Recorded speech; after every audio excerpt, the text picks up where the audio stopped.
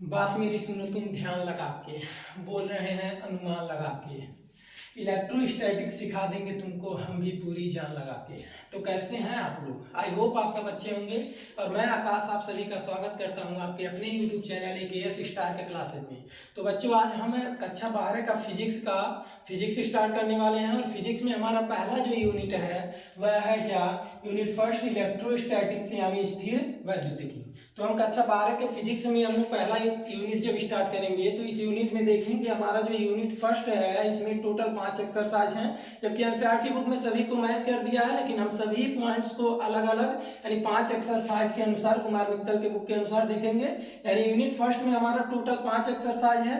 First exercise यहाँ पे क्या है? कूलॉम का नियम तथा वैद्युत क्षेत्र यानी Coulomb's law and electric field. दूसरा एक्सरसाइज है वैद्युत फ्लक्स तथा गॉस का प्रमेय यानी electric flux and Gauss theorem. Exercise 3 जो है वह हमारा है क्या? वैद्युत विभव यानी इलेक्ट्रिक पोटेंशियल। और अभ्यास 4 जो है हमारा एक्सरसाइज 4 वह क्या है? संधारित्र तथा परावैद्युत यानी कैपेसिटर एंड डाई इलेक्ट्रिक। जबकि एक्सरसाइज 5 जो है इसे का है वैद्युत चालन यानी इलेक्ट्रिक कंडक्शन। तो बच्चों हम आज शुरू करने वाले हैं यूनिट 1 का फर्स्ट एक्सरसाइज यानी कूलॉम का नियम तथा वैद्युत क्षेत्र। और इस एक्सरसाइज में हम लोग आज शुरू करने वाले हैं, आप लोग थंबनेल में देख भी चुके होंगे, क्या? Operation of charge. यानी हम लोग पूरी तरह से चार्ज को अच्छी तरीके से समझेंगे कि चार्ज होता क्या है, अच्छी तरीके से देख लेंगे बच्चों। तो शुरू करते हैं हम लोग एक्सरसाइज फर्स्ट यानी कूलॉम का नियम तथा वैद्युत क्षेत्र।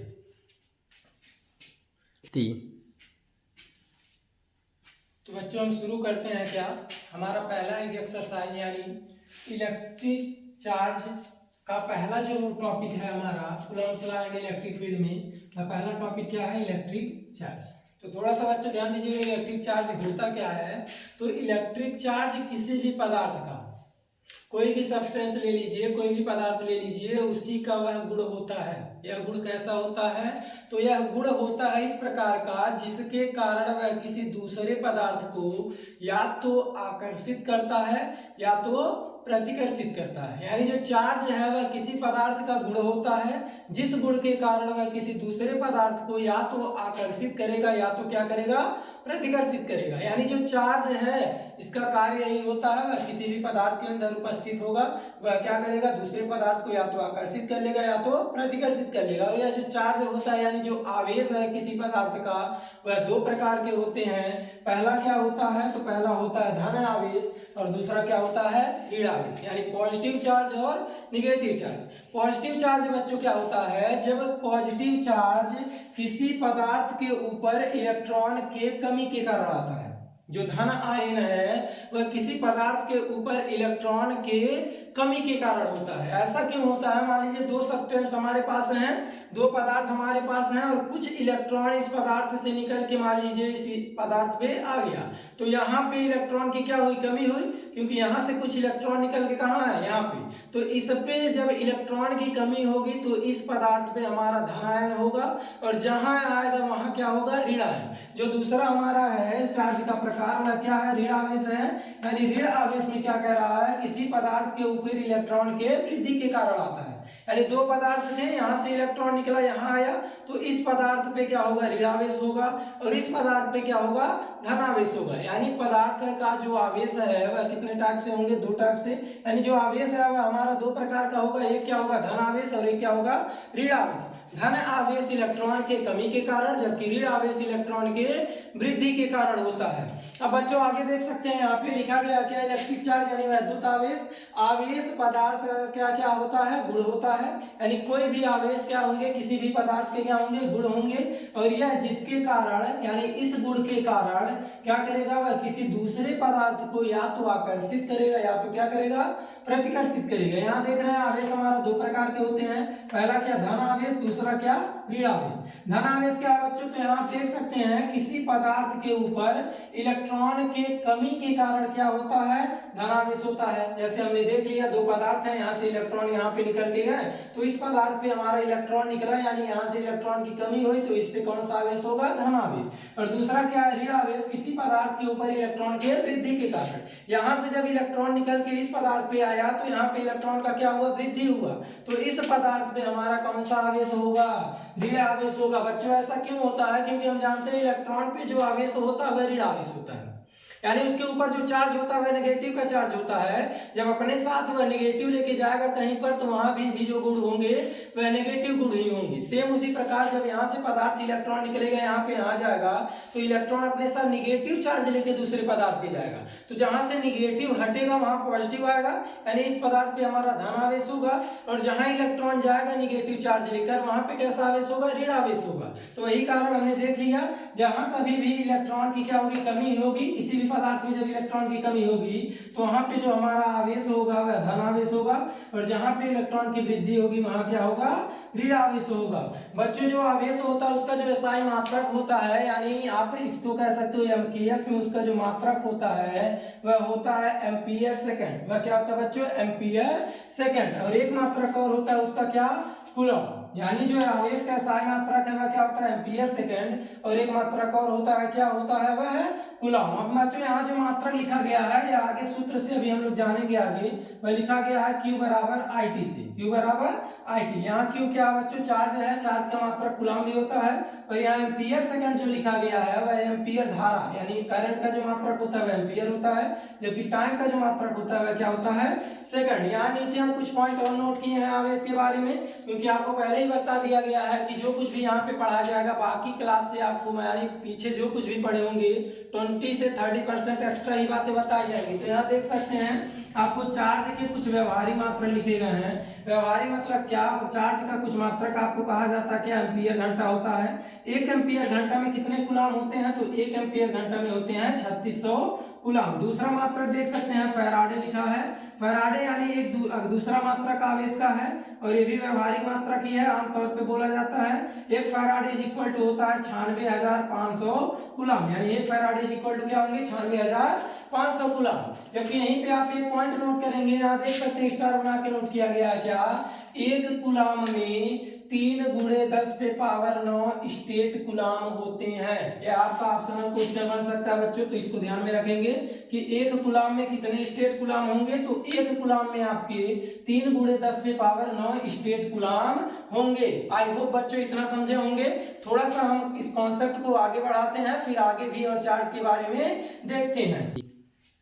तो बच्चों आ चुके हैं हम नेक्स्ट स्लाइड पे। नेक्स्ट स्लाइड में हम देखने वाले हैं क्या, आवेश के विशिष्ट गुण, यानी चार्ज के कुछ और भी स्पेसिफिक प्रॉपर्टीज हैं जिनको हम जिक्र करेंगे कि चार्ज के और कुछ कौन से विशिष्ट गुण पाए जाएंगे। तो यहाँ देखिएगा चार्ज के और कुछ विशिष्ट गुण हैं। पहला गुण क्या है कि जो आवेश होता है, यानी चार्ज यानी जो आवेश होता है वह एक अदिश राशि है। कैसी राशि है बच्चों, अदिश राशि। क्यों अदिश राशि है, क्योंकि आप इसको आप भौतिक मतलब आप दैनिक जीवन में भी देखे होंगे, अगर कहीं आपके रूम में यानी घर में जब लाइट वाइट लगता है तो ऐसा कहीं नहीं होता है कि आप कहते होंगे कि वायर को आप इस डायरेक्शन में लगाइए, यानी ईस्ट से वेस्ट की ओर लगाइए या नॉर्थ से साउथ की ओर लगाइए।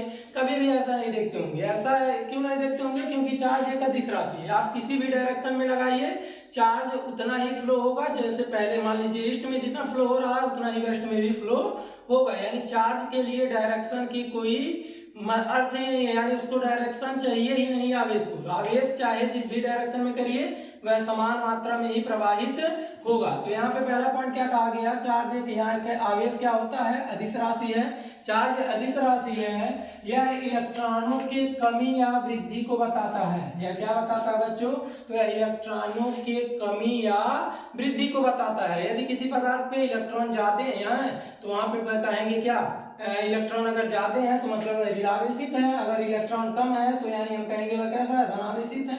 यानी आवेश जो है वह किसी या इलेक्ट्रॉनों के क्या करता है, कमी या वृद्धि को बताता है, यानी कोई इलेक्ट्रॉन ज्यादा है या फिर क्या है, कम है।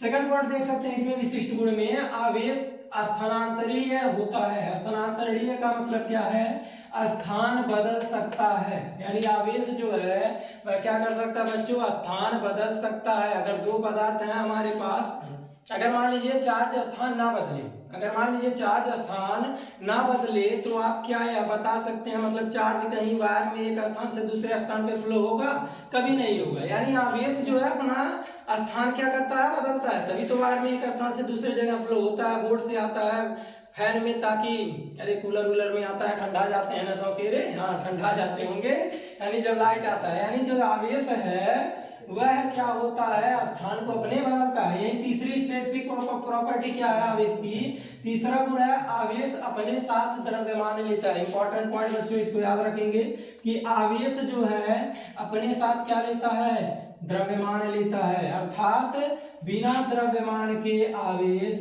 नहीं रह सकता। थोड़ा कल्पना कीजिए, अगर बिना द्रव्यमान के आवेश अगर रहता तो क्या पॉसिबल है, अगर मान लीजिए कहीं आप बल्ब लगा दिए हैं, वायर लगा दिए हैं, वायर कहीं कटा हुआ है, तो क्या पता चला वहां से कुछ चार्ज आया, वायर में उड़ते उड़ते आप ही से टकराए, आप ही नहीं निकलेंगे सौकेरे, ठीक है ना। तो मतलब क्या, जो चार्ज है वह बिना मास के नहीं रह सकता। चार्ज यहाँ आसमान में तो रह नहीं पाएगा, यहाँ पे बिना चार्ज जो है कह दीजिए यहाँ पे रहे तो चार्ज ऐसे रहेगा, क्या पता चला कहीं वायर कटा है, चार्ज आके ऐसे कुल घूम रहे हैं, 3-5 कर रहे हैं अपने, माए अपना ही टकरा गए, अपना ही जो है करंट लग जाएगा, ठीक है ना। यानी जो चार्ज है, यानी जो आवेश है वह बिना द्रव्यमान के नहीं रह सकता, कुछ कंडीशन में रहता है, तो उसको हम लोग अभी आगे जिक्र करेंगे। बस यहाँ पे जानिएगा कि आवेश जो है वह बिना द्रव्यमान के नहीं रह सकता, यानी चार्ज को रहने के लिए मास की आवश्यकता है, यानी यह पदार्थ है इस पे चार्ज हो सकता है, वायर है उसमें चार्ज हो सकते हैं। अब कह दीजिए वायु में चार्ज जो है फ्लो करे, तो ऐसा पॉसिबल नहीं है। तीसरा प्रॉपर्टी क्या है, इस तीसरे प्रॉपर्टी में बच्चों कुछ और भी पॉइंट है, यहाँ देखिए तीसरा जो प्रॉपर्टी है इसमें कुछ और छोटे छोटे पॉइंट है, यहाँ देखिएगा थर्ड प्रॉपर्टी का, इसमें फर्स्ट ए नंबर पॉइंट क्या कह रहा है, आवेश के स्थानांतरण से द्रव्यमान परिवर्तित होता है। इस पॉइंट को भी ध्यान से समझेंगे, आवेश के स्थानांतरण से द्रव्यमान क्या होता है, परिवर्तित होता है। कैसे परिवर्तित होगा थोड़ा सा समझिएगा, क्यों, क्योंकि आवेश के स्थानांतरण से द्रव्यमान कैसे परिवर्तित होंगे, मान लीजिए दो पदार्थ हमारे पास है, यहाँ से कुछ आवेश निकल के कहाँ है, दूसरे पदार्थ में, कुछ चार्ज यहाँ से निकल के कहाँ आया, दूसरे पदार्थ में। कैसे आवेश का स्थानांतरण होगा उसको आप चिंता मत कीजिए, अभी जस्ट इसके नेक्स्ट स्लाइड में हम लोग देखेंगे कि आवेश का स्थानांतरण होगा कैसे।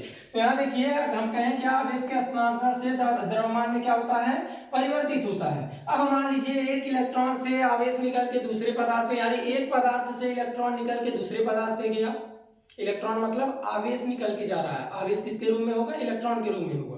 मान लीजिए पहले पदार्थ से आवेश निकल के कहाँ गया, दूसरे पदार्थ पे, जो कि इलेक्ट्रॉन के रूप में होगा। तो इलेक्ट्रॉन का जो द्रव्यमान होता है वह होता है 9.1 × 10⁻31 किलोग्राम, यानी इलेक्ट्रॉन का जो मास होता है वह कितना होता है, 9.1 × 10⁻31 kg। अब इतना मास लेकर इलेक्ट्रॉन किसी एक पदार्थ से जब हटेगा, क्योंकि बहुत ही सूक्ष्म होता है लेकिन वह होता है जरूर कुछ, मतलब जब एक पदार्थ से इलेक्ट्रॉन अपना मास लेकर हटेगा तो क्या इस पदार्थ का द्रव्यमान नहीं घटेगा, बिल्कुल घटेगा।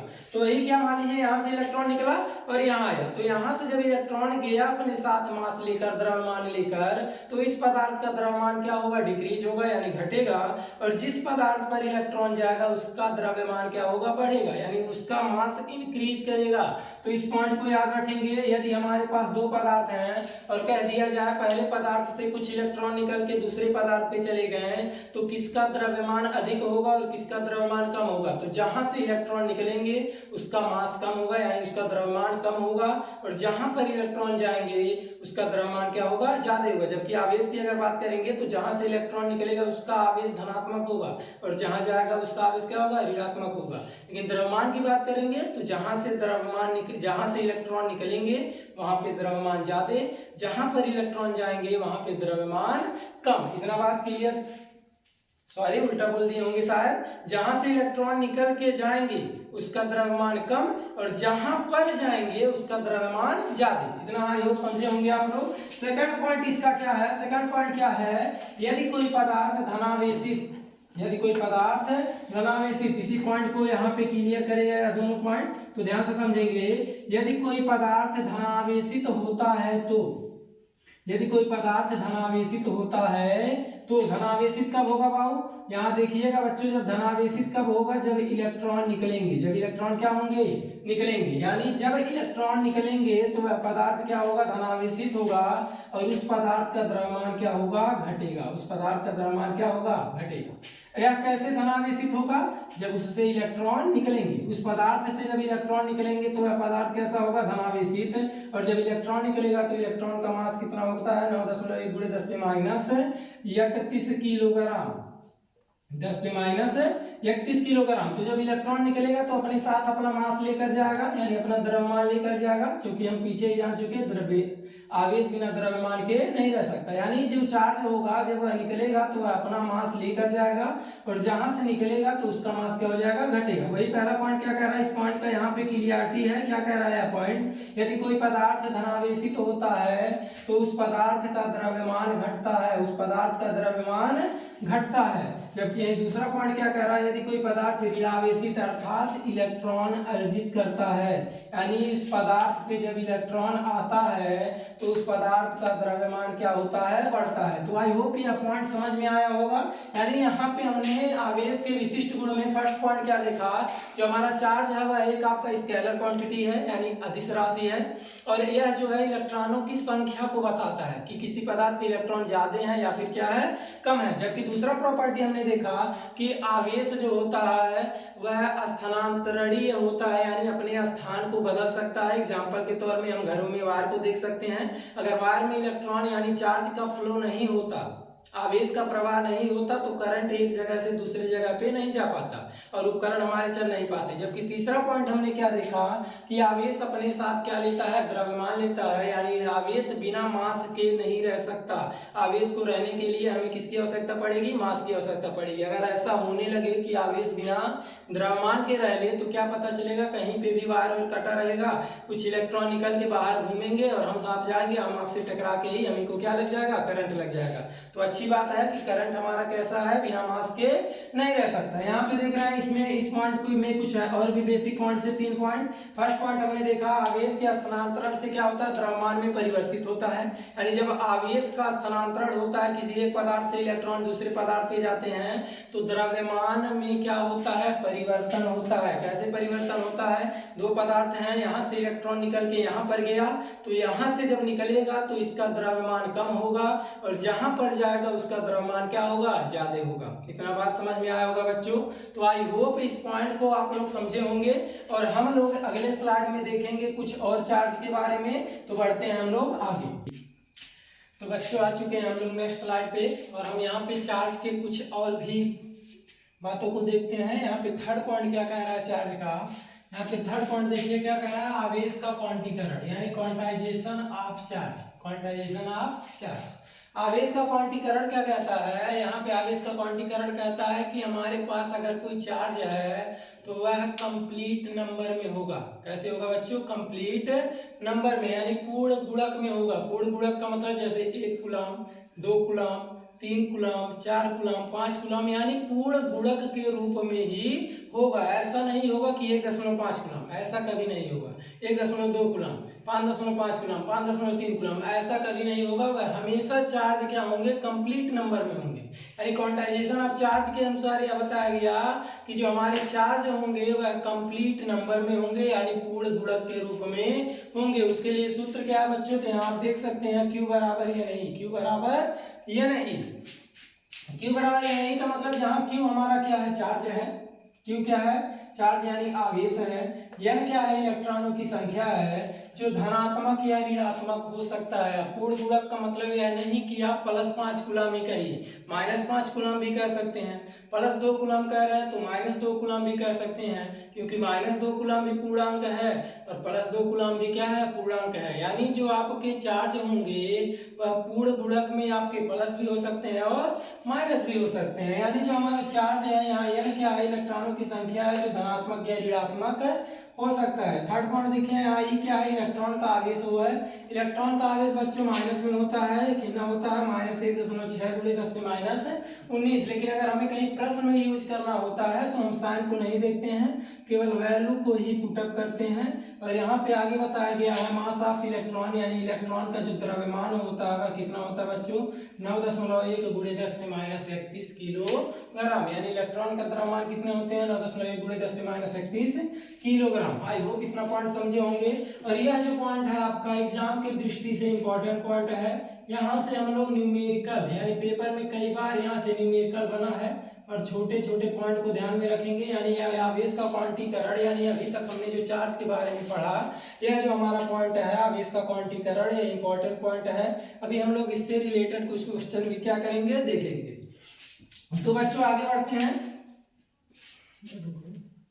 यहाँ देखते हैं हम लोग आवेश क्या होता है हमारा, कंजर्व होता है, यानी चार्ज क्या होता है, कंजर्व होता है। कंजर्व का मतलब चार्ज ना तो बनाया जा सकता है और ना ही नष्ट किया जा सकता है, क्योंकि आप पीछे भी पढ़े होंगे मास का कंजर्वेशन ऑफ मास, यानी कंजर्वेशन ऑफ मोमेंटम कक्षा 9 में पढ़े होंगे, यानी सब एक संरक्षण का नियम, द्रव्यमान संरक्षण का नियम। जहाँ भी संरक्षण वर्ड आ जाए या समझ लीजिए वह तो ना ही नष्ट होगा ना ही तो उत्पन्न होगा, केवल आपको उसको एक फॉर्म से आप दूसरे फॉर्म में उसको क्या कर सकते हैं, बदल सकते हैं। सेम वही पॉइंट यहाँ पे भी है। आवेश, आवेश क्या होता है, संरक्षित होता है।